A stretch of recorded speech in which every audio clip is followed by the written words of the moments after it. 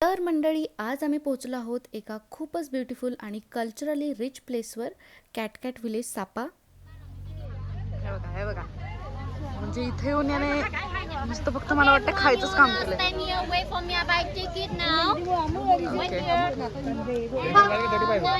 तर मंडळी, ही क्यूट दिसणारी मुलगी आमची टूर गाईड होती आणि ती आता आम्हाला छत्री घेण्यासाठी सांगते. तर मंडळी, ब्लॉग सुरू करण्याआधी मी तुम्हाला कॅटकॅट विलेज बद्दल थोडंसं सांगते. सापापासून साधारण काही किलोमीटर अंतरावर असलेलं हे विलेज ब्लॅक एचमॉन्ग कम्युनिटीसाठी ओळखलं जातं आणि हे गाव 19th सेंचुरीपासून अस्तित्वात असल्याचं मानलं जातं. ही ट्रेडिशनल लाईफस्टाईल, हँडीक्राफ्ट्स आणि कलरफुल कॉस्ट्युम्स ही या ठिकाणाची खासियत आहे. जगात फेमस असणारी रेनबो स्लाईड ही इथेच आहे बरं का. ही मंडळी, तुम्ही व्हिडिओमध्ये पाहू शकता की पावसामुळे पूर्ण गाव एकदम ड्रीमी दिसतंय. आजूबाजूला हिरवेगार माउंटेन्स, छोटी छोटी traditional houses, misty weather and it literally felt like movie scene. And this is my outfit. Oh my god, I'm looking so pretty. आणि तिथे रेंटल क्लोथ्स मिळतात. तुम्ही क्लोथ्स चेंज करून मेकअप वगैरे करून मस्तपैकी फोटोज काढू शकता. कॅटकॅट विलेजमध्ये ट्रेडिशनल एचमॉन्ग ड्रेसेस हा एक मेजर अट्रॅक्शन आहे आणि त्यामुळे आम्ही ठरवलंच होतं की आज आपणही प्रॉपर ट्रेडिशनल लुक करून विलेज एक्सप्लोअर करायचं. आणि मंडळी, इथले वॉटरफॉल, माउंटेन्स इतके सुंदर होते की म्हणजे मला तर असं वाटतं की हे इथलं काश्मीर आहे.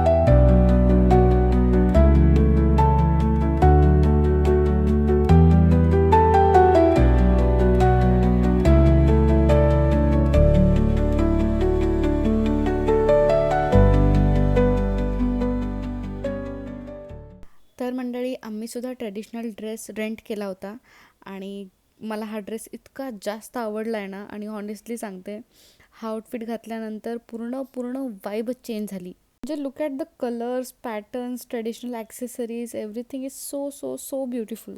मंडळी, या ट्रेडिशनल क्लोदिंगमध्ये खूप जास्त मेहनत असते. म्हणजे ब्लॅक एचमॉन्ग कम्युनिटीमध्ये हेम्पपासून फॅब्रिक तयार करतात, ते विणतात आणि इंडिगो डाय केलं जातं. आणि काही ट्रेडिशनल आउटफिट तयार करायला जवळपास वर्षभराचा सुद्धा वेळ लागू शकतो. म्हणजे आपण फक्त एक ब्युटिफुल ड्रेस म्हणून त्याच्याकडे बघतो, पण त्यामागे इतकी जास्त मेहनत, एवढं मोठं ट्रेडिशन आणि क्राफ्टमॅनशिप आहे ना. यानंतर आम्ही विलेज अजून पुढे जास्त एक्सप्लोअर केलं. प्रत्येक कॉर्नरवर काहीतरी नवीन दिसत होतं. Traditional houses, small shops, handicrafts आणि ब्युटिफुल माउंटेन व्ह्यू ऑब्व्हियसली. आणि मग आली ती वेळ जी मला बिलकुल आवडत नाही. म्हणजे आम्हाला बाय बाय करायला लागणार होतं. ऑब्व्हियसली आपण इथे थांबू शकत नाही आहोत, कारण आपल्याला अजून बरंच काही काही एक्सप्लोअर करायचं. ओके, बाय बाय सापा.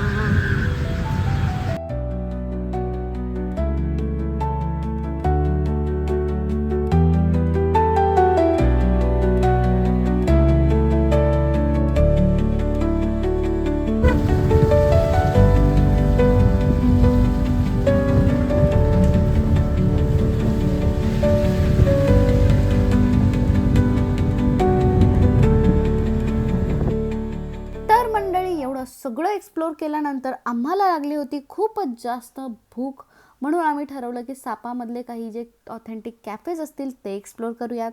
ह्या झाडाचं पुढे फुलं वगैरे कशी असतील तर आज पाहिली मी. फुलं इतकी सुंदर आहेत, ग्रो होऊन असं होतंय. हे एक आपल्या इथे बिलकुल ग्रो होत नाही, आपण आणतो घरी, बट आपल्या एन्व्हायरमेंटमध्ये ग्रो होत नाही.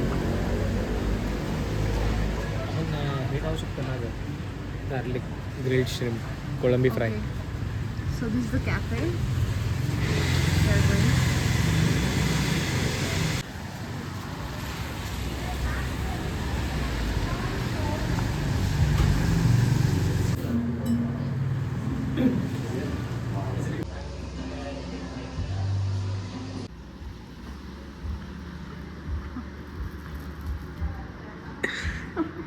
तुझ्या चेहऱ्यापेक्षा मोठा आहे तो.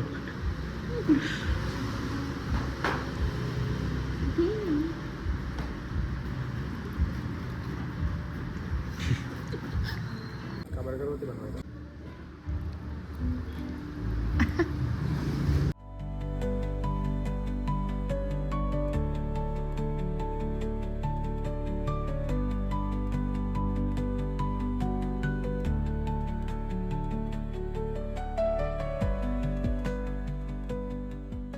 तर आता आपलं इकडले एक्सप्लोर सगळं झालेलं आहे आणि आता आपण आपल्या हॉटेलवर जाणार आहोत.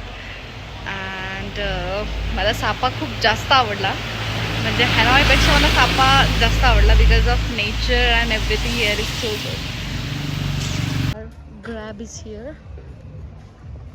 इथे ग्रॅब म्हणून एक ॲप्लिकेशन आहे, जसं आपल्या इथे ओला वगैरे असतं ना, तसं इथे ग्रॅब म्हणून ॲप्लिकेशन आहे.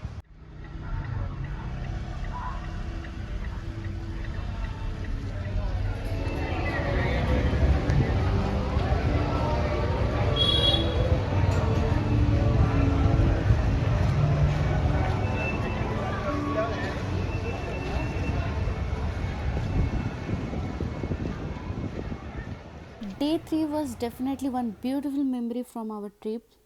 आणि हा तर फक्त व्हिएतनाम सिरीजचा एक छोटासा भाग होता.